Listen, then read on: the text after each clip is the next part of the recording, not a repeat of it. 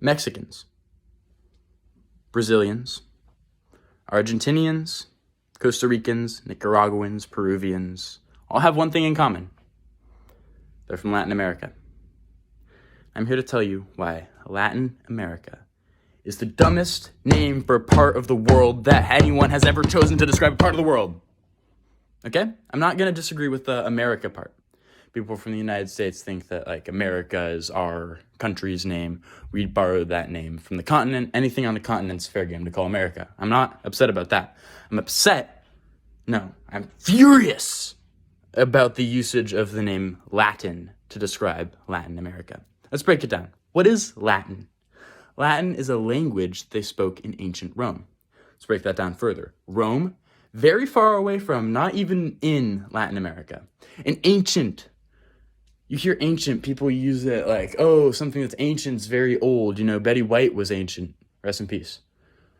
That's not what I'm talking about. Ancient Rome makes Betty White look like an infant toddler.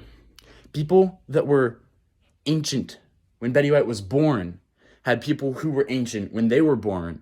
And there was people who were ancient when those people were born who aren't even close to as old as ancient Rome. Latin is the dead language that they spoke in ancient Rome. Dead, again, think Betty White. Nobody speaks it anymore, except for in church and in the Harry Potter books. So, why would Latin America be named after a language that is only spoken by priests and wizards? Doesn't make any sense. What are we going to do about it? There's other parts of the world that have names that do make sense. The Middle East is like east of the people who gave it that name, but not very far, middle. Okay, makes sense. Asia. I don't actually know where the name Asia came from, but it makes sense to me. It sounds right. Latin America is not right because they don't speak Latin. I need something to pound on. They don't speak Latin in Latin America. What are we going to do about it? Think of something. We're young, able-minded, college-educated, powerful, independent people. And this is a problem that we can solve if we just put the right brain power in the right places. Okay? I don't have an answer for you right now. It's a complicated issue.